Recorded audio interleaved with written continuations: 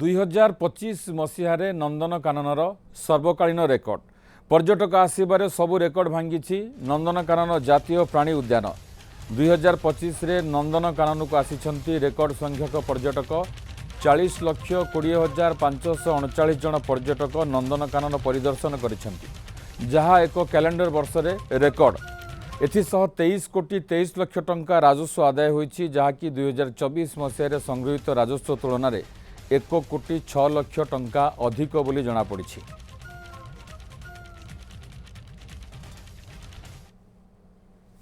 मनोज स्वाई बारंग प्रतिनिधि आम सहित जोड़ी होती। मनोज, नंदनकानन 2025 रेकर्ड करिछि सर्वकालीन रेकर्ड करिछि तो कथा होची एई जो सर्वकालीन रेकर्ड करिछि तो आमे कौन कहवा 40 लाख रे 20,000 लोक आसिछंती पर्यटक आछंती बुलिछंती राजस्व आदाय मध्य सबुठु 23 कोटी रु अधिक होईछि तो कथा होची एते संख्यक पर्यटक आसीबा पछर प्रमुख कारण कौन?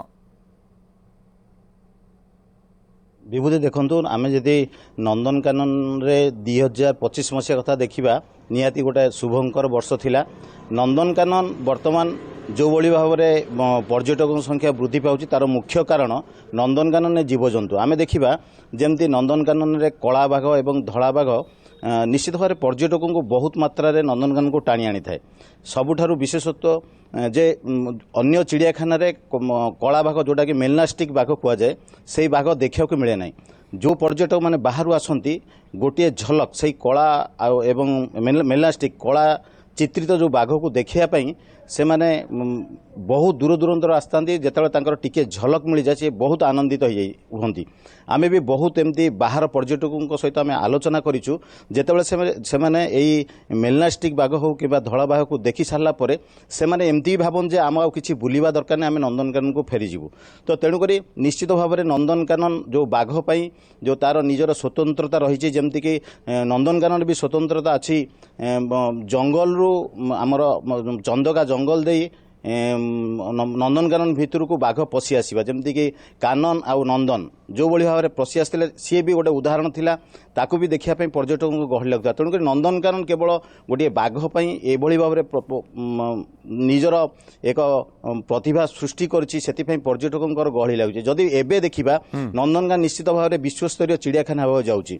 तेणुक नंदनकानन जो भली भाव में तार खुआड़र उन्नतीकरण करुछि निश्चित भाव में विश्वस्तरीय चिड़ियाखाना आम जदि विदेश को जीवा जो भली भाव में सेठी चिड़ियाखानार खुआड़ तैयारी जाउछि एठी नंदनकानन से भली भाव में खुआड़ तैयारी करा जाउछि एवं जो जंतु मानक भी रखा जाउछि तांकु सही परिवेश सृष्टि करा जाउछि जोथिपई जीवजंतु सुरुखुरे बंचिबा सहित से माने तांकर वंश विस्तार करि परिबे। जदि आमे देखिबा नंदनकानन रे बहु जीवजंतुंकर वंश विस्तार होई पारछि जेमति कि आमे बज्रकाप्ता कहिबा से अनुसार बाघर तो वंश निहाती भाव में वृद्धि पाउछि। सिंपांजी जोटा कि अन्य चिड़ियाखाना रे तार वंश वृद्धि बहुत कम। सबुठारु गुरुत्वपूर्ण है वज्रकाप्ता जो कि सारा विश्व रे वज्रकाप्तार प्रजनन केन्द्र जो जगह नहीं से जगह नंदनकानन से प्रजनन केन्द्र अच्छी। तेणुक जो यही 1 करोड़ अधिका राजस्व आदाय कर मुख्य है जे नंदनकानन को जो ये आकर्षण है कि नंदनकानन को बेसी पर्यटक आसुँच जमती कि यही जमती आपको कहली बाघ विशेषकर वज्रकाप्ता गोटे एमतिया जंतु ताकू भी देखापी लोक आग्रह था सब जदि भी से प्रजनन केन्द्र देखी पारना सर्वकालीन रेकर्ड करिछि नंदनकानन एवं 2026 रे मध्य ताठू अधिक पर्यटक आसंत और अधिक राजस्व आदाय हो। बहुत बहुत धन्यवाद मनोज स्वाई थिले बारंग प्रतिनिधि संपर्क अधिक सूचना देउथिले।